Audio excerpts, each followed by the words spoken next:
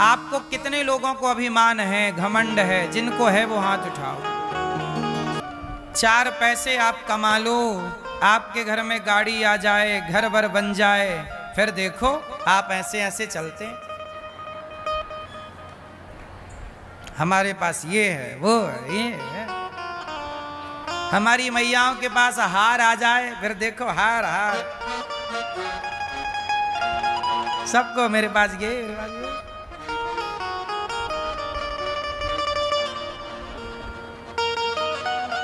घमंड से कोई बच नहीं पा रहा है। और घमंड आपको, मैया ये बताओ, आप कुछ लोग घमंड ये भी करते हैं। मैया आप कितने लोगों का पेट भरती हो?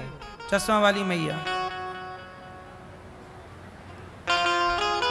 आप कितने लोगों का पेट भरती हो? मैया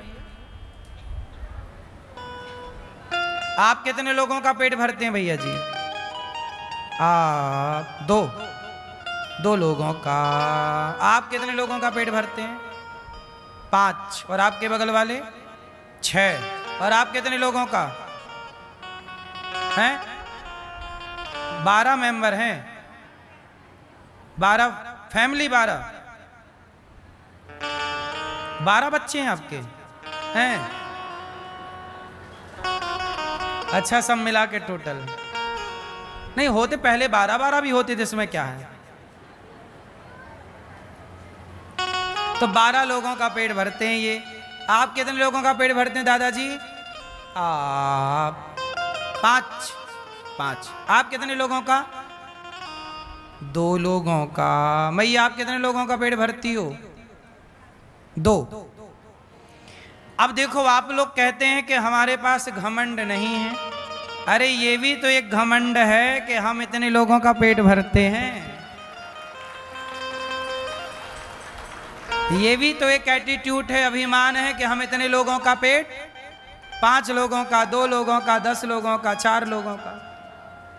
सच बताओ, आप पेट भरते हैं कि भगवान पेट भरते हैं?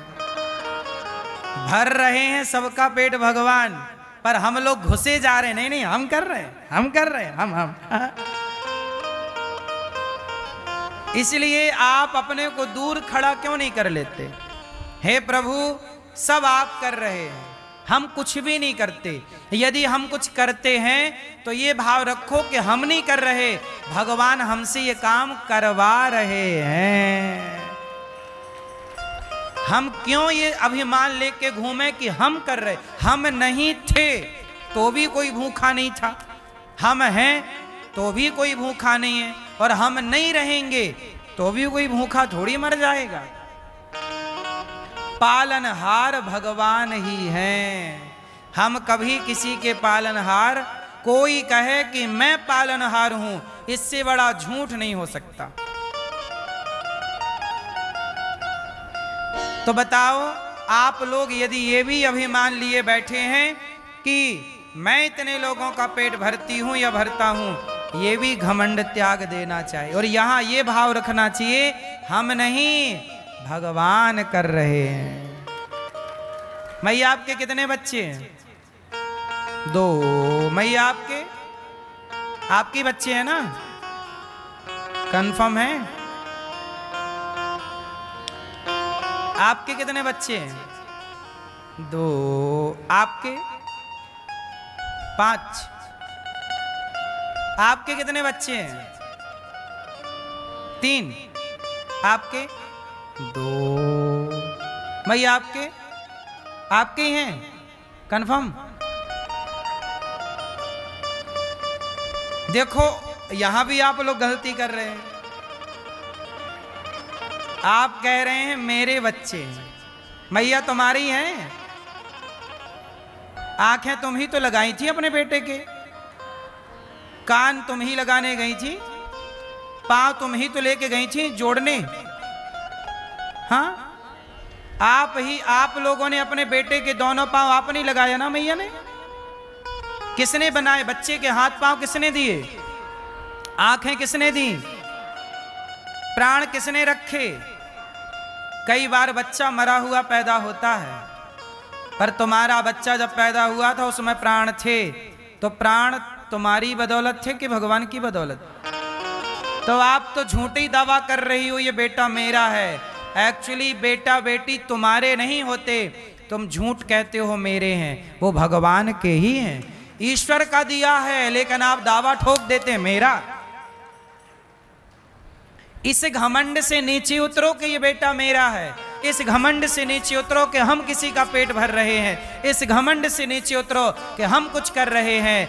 हम तो कुम्हार की माटी हैं और हमारा कुम्हार परमात्मा है। कुम्हार उस माटी का चाहे घड़ा बनाए, चाहे चिलम बनाए, चाहे कुछ भी बनाए, खिलौना बनाए, मूर्ति बनाए।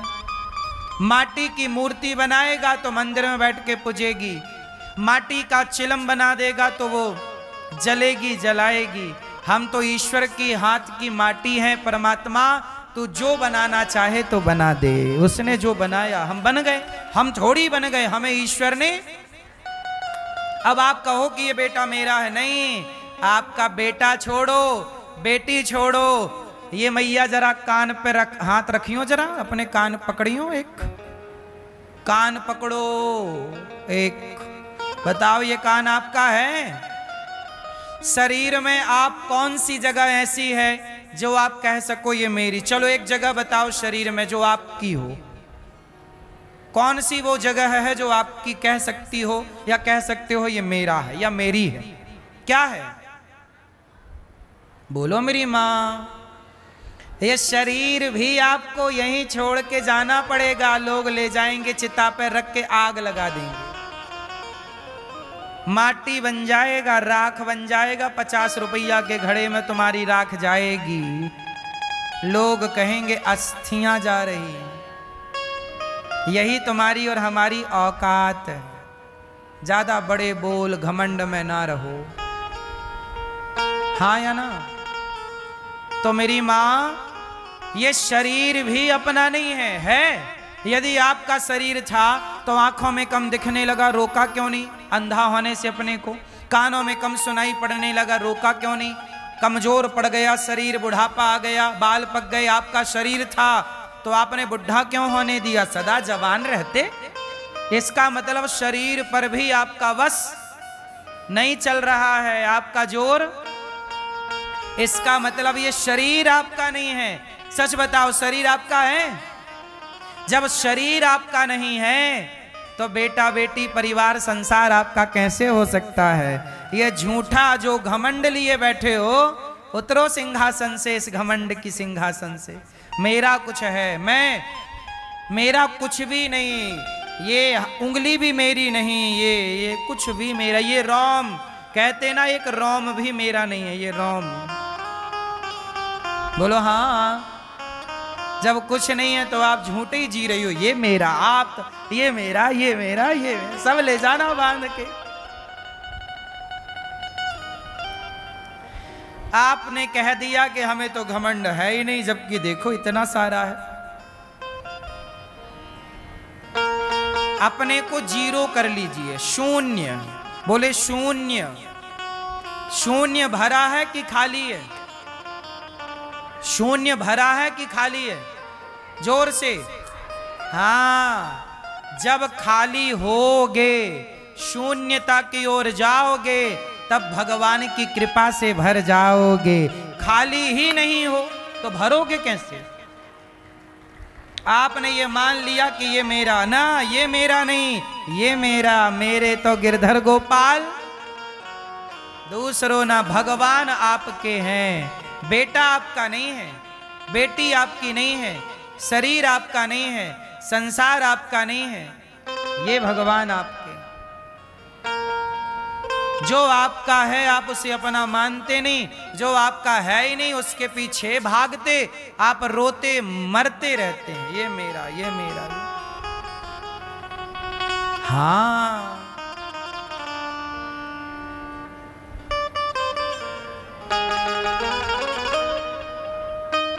एक डोली चली, एक अर्थी चली, डोली अर्थी से कुछ यूं कहने लगी,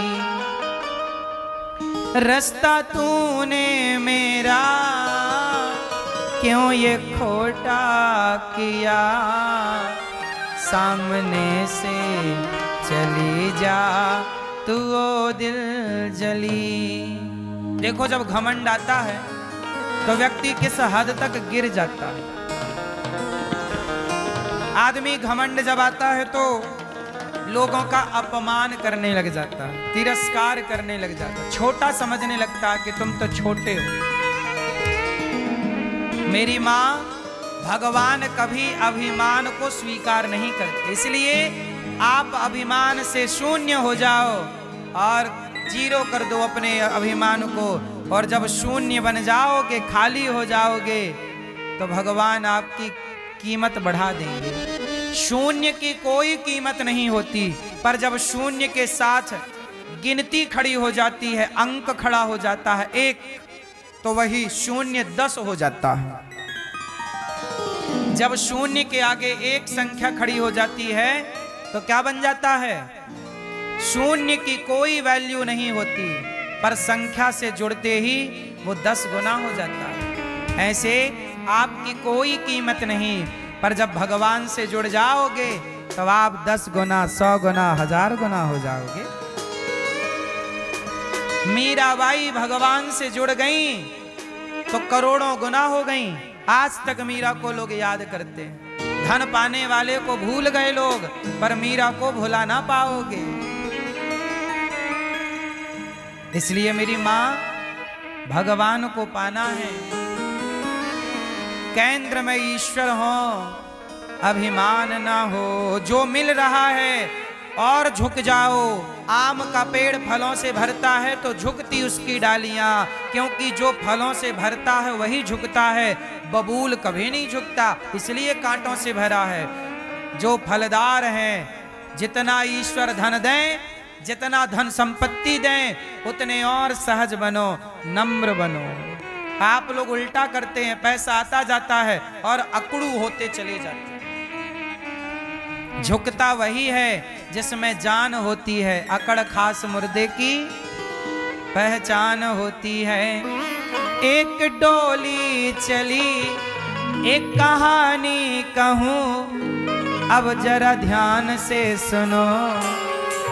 अभिमान की एक कहानी। एक डोली चली, एक अर्थी चली, डोली अर्थी से कुछ यूं कहने लगी, रास्ता तूने मेरा क्यों ये खोटा किया, सामने से चली जा तू ओ दिल जली। एक डोली चली, एक अर्थी चली, एक डोली चली, एक अर्थी चली, डोली अर्थी से कुछ यूं कहने लगी, डोली अर्थी से कुछ यूं कहने लगी, रास्ता तूने मेरा क्यों ये खोटा किया, रास्ता तूने मेरा क्यों ये खोटा किया, सामने से चली जा तू ओ दिल जली, सामने से चली जा तू ओ दिल जली। एक डोली चली, एक अर्थी चली, दोनों की भेंट एक चौराहे में हो गई। तो डोली में बैठी महिला, डोली में बैठी स्त्री बोली अर्थी से, ऐ अर्थी तू क्यों आ गई मेरे रास्ते? मैया, यहाँ डोली अर्थी की बात चल रही है, तुम्हें नाचने की पड़ी है।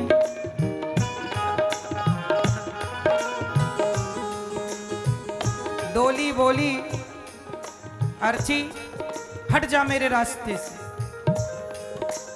अर्थी बोली बहन बड़े बोल ना बोल, चार तुझ में लगे, चार मुझ में लगे, फूल तुझ में चढ़े, फूल मुझ में चढ़े, चार तुझ में लगे, चार मुझ में लगे, फूल तुझ में चढ़े, फूल मुझ में चढ़े। अर्थी ने कहा, अरे डोली, चार कंधों का सहारा तुझे है तो चार कंधों का सहारा मुझे। ज्यादा बड़े बोल ना बोल। अर्थी ने कहा, चार तुझ में लगे, चार मुझ में लगे, फूल तुझ में चढ़े, फूल मुझ में चढ़े। चार तुझ में लगे, चार मुझ में लगे, फूल तुझ में चढ़े, फूल मुझ में चढ़े। फर्क इतना है तुझ में और मुझ में सखी, फर्क इतना है तुझ में और मुझ में सखी। अब बैठ जाओ मेरी माँ। सोचो तुम्हें बिठाने के लिए हमें भजन रोकना पड़ा, ऐसे तुम बैठती ही नहीं।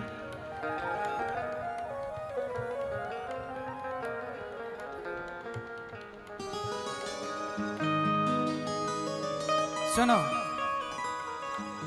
डोली और अर्ची की भेंट हुई तो डोली ने कहा,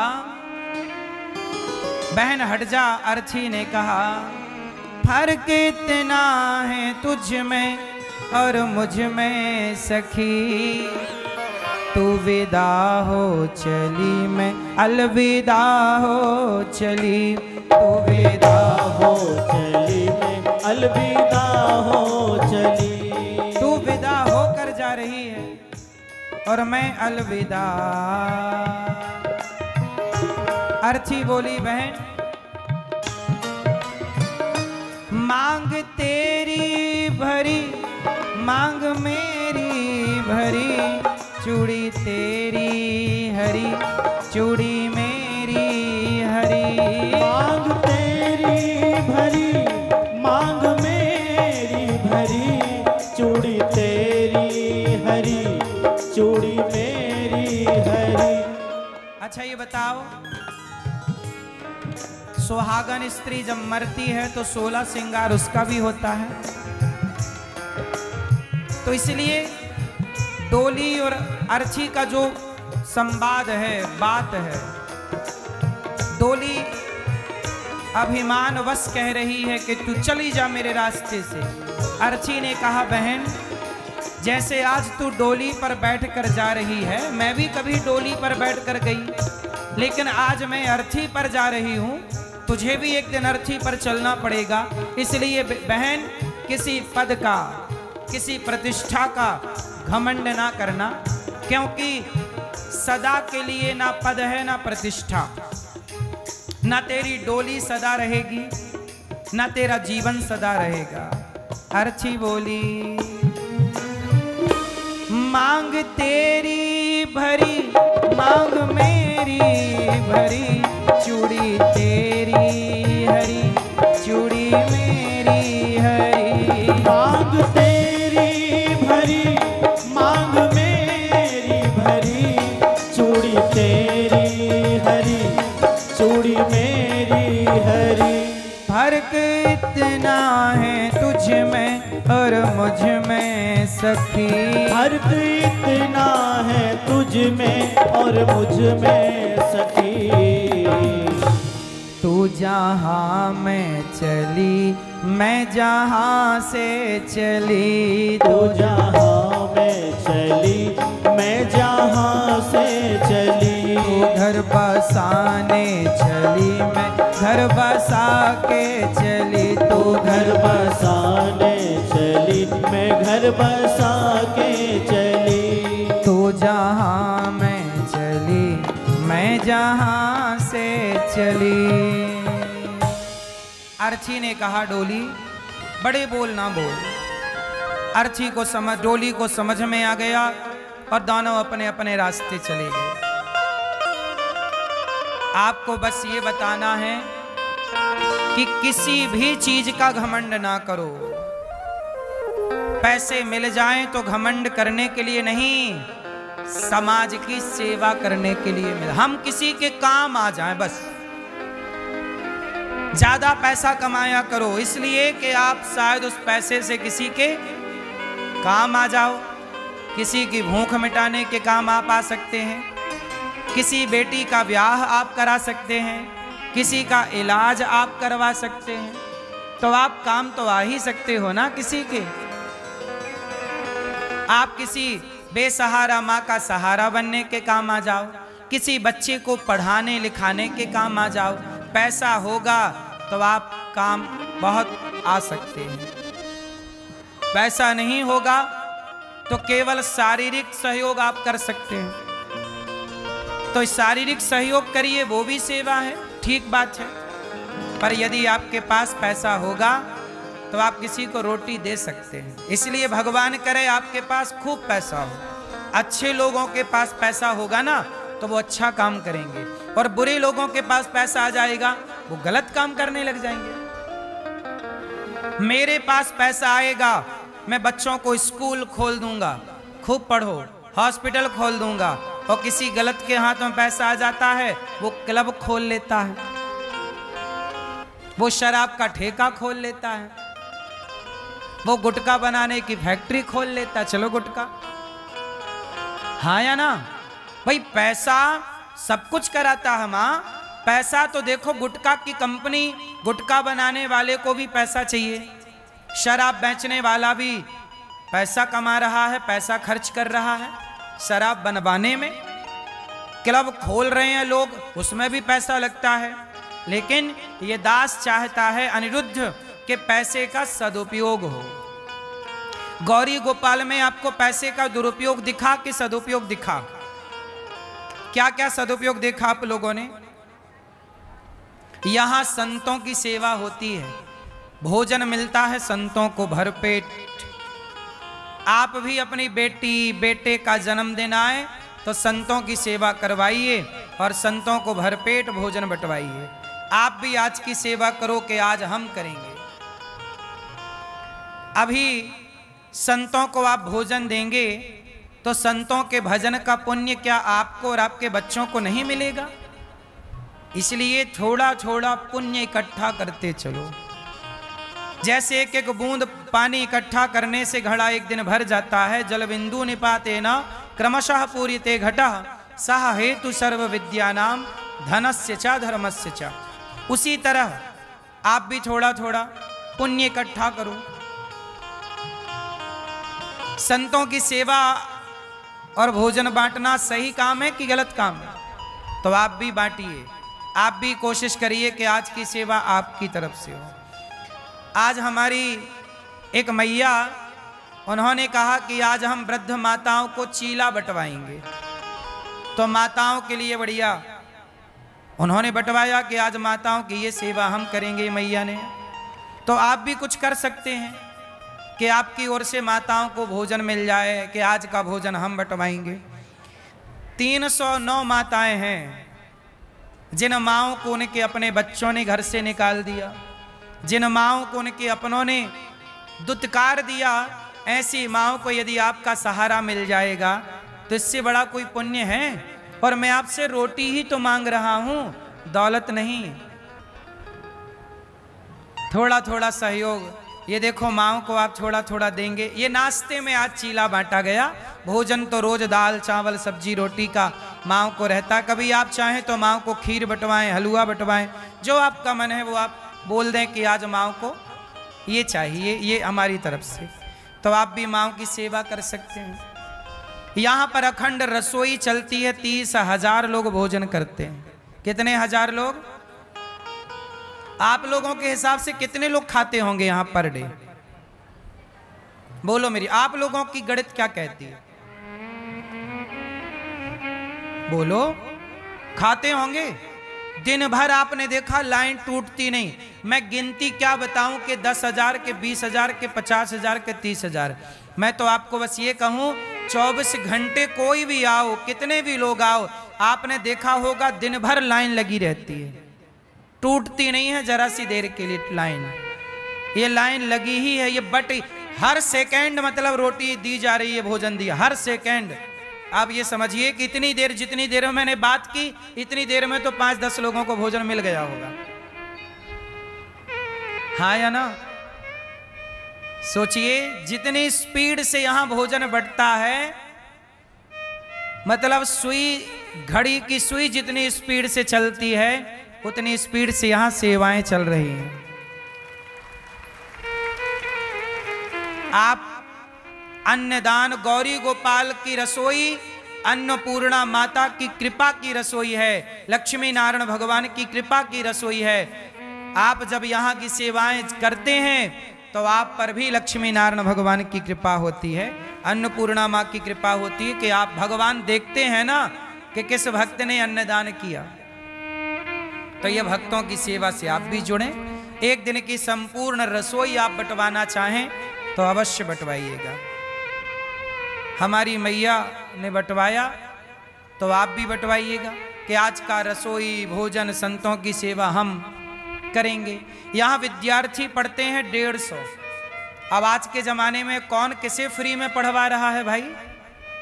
लेकिन गौरी गोपाल में ये दास अनिरुद्ध आप लोगों से भिक्षा मांग मांग कर 150 बच्चों का रहना, खाना, पढ़ना, लिखना फ्री।